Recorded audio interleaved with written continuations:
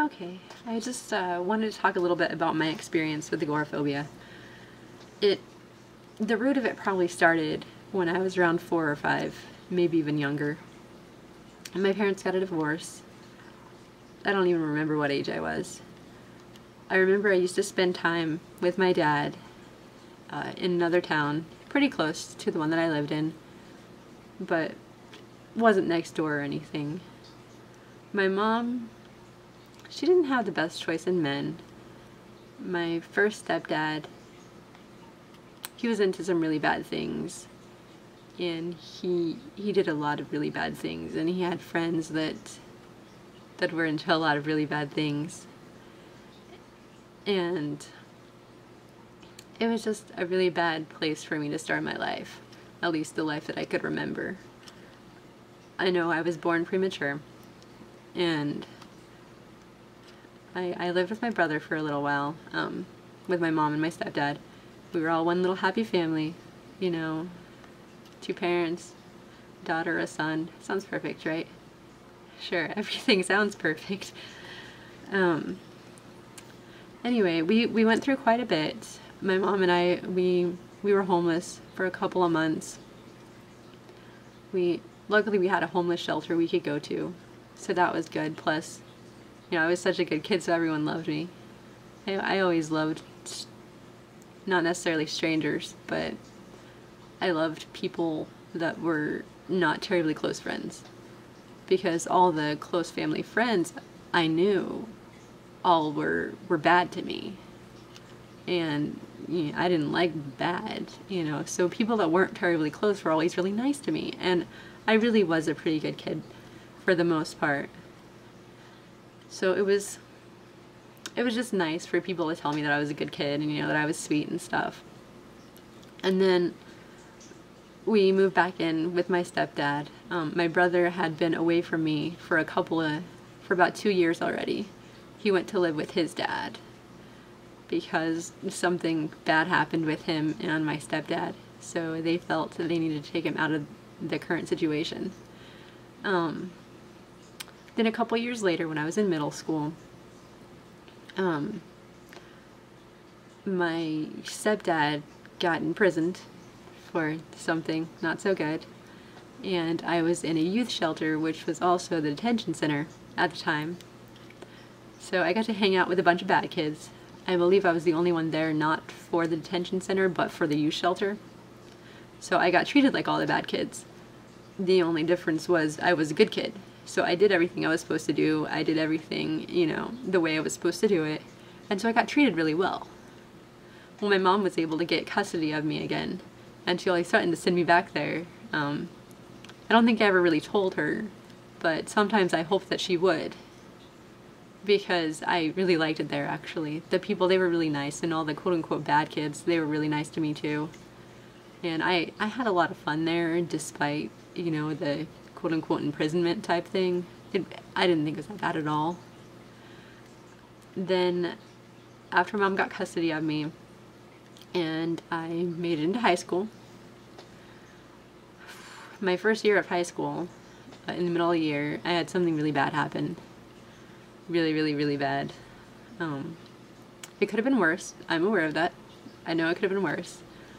But the fact that it could have been worse kind of set my agoraphobia in motion as to the fact that everything could be worse, anything and everything could be worse, and what if it does get worse? What if this happens? What if that happens? You know, what's gonna happen to me next? There were so many little things, and then they started getting bigger and bigger. After that happened,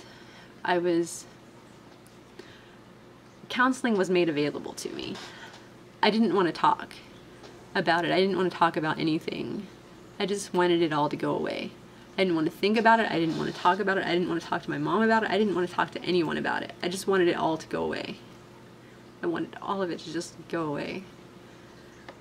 And my agoraphobia hasn't really set in at that time. I was still okay for the most part. Then almost exactly a year after that happened, I believe it was a year and 10 days, and 12 hours. A year and 10 days and 12 hours after the big bad thing happened, which is what I've been calling it. I got into a car accident with one of my friends. It was on Christmas evening. Not Christmas Eve, Christmas evening. And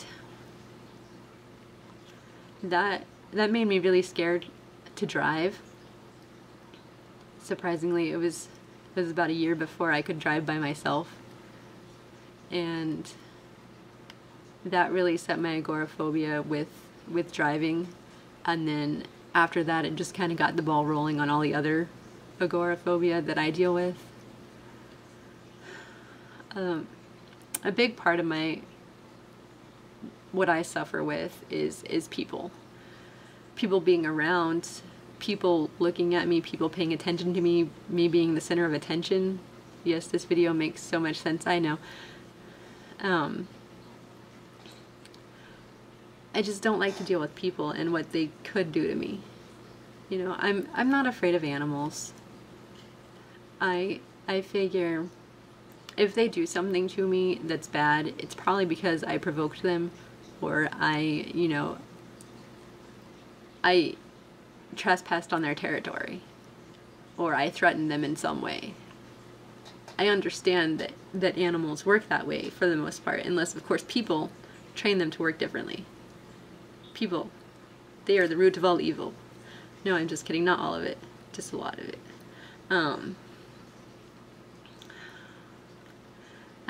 I don't like people judging me. I don't know if they do. I always feel like they are. I'm very worried about my appearance before I leave the house.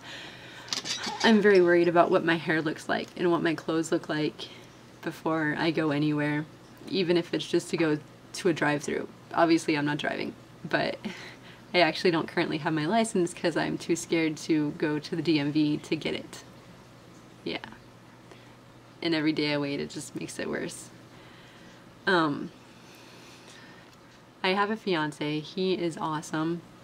He doesn't understand what I go through. He tries really hard, but it doesn't make any sense to him.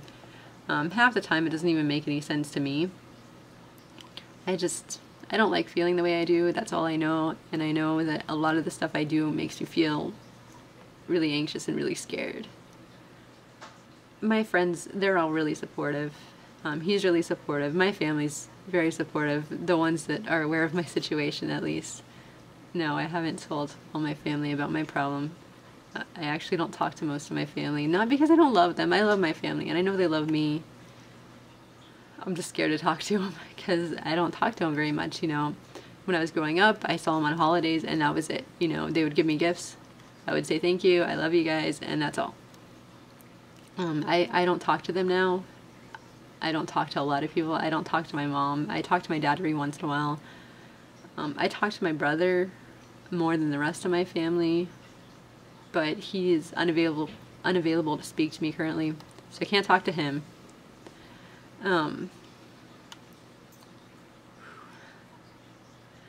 Anyway, so I've had agoraphobia since I was about 14, 15. That's when it really started. It's been progressively getting worse. I've had a couple of things happen to me that have made it worse, and then just in general time has also made it worse. About a month ago, I had my first panic attack. I guess I was pretty lucky to go about 6 or 7 years without a panic attack and having agoraphobia. But I had my first one about a month ago, and it really freaked me out. I didn't know what was going on. I was at work when it happened, and I could only work for 2 hours, and most of those 2 hours I wasn't even working. I was maybe working for 30 minutes before it got so bad that I couldn't do anything. I couldn't talk, I couldn't breathe, I was shaking. I didn't even feel like I was inside my body. I felt like I was outside my body looking at someone having a panic attack. I didn't know what was going on, and I didn't like it. And ever since then, my agoraphobia has just gotten progressively worse. I've had quite a few panic attacks since then, and it's only been about a month. Part of the reason why I'm making this video blog is to help expand my box as much as possible. I plan on doing many other things to expand my box. Baby steps, you know. So there's going to be videos to follow this in the near future when I go out and do stuff. So it may not be videos, it may be like slideshows and stuff of pictures of me and my friends. That's what I'm hoping for, because I don't know if they're going to want me to videotape them. Probably not. I know my fiance won't. I think he'll let me take pictures of him though. I like slideshows though. Slideshows are cool. Anyway, so I want to thank you guys for watching, and hopefully you will tune in for my next one. See ya!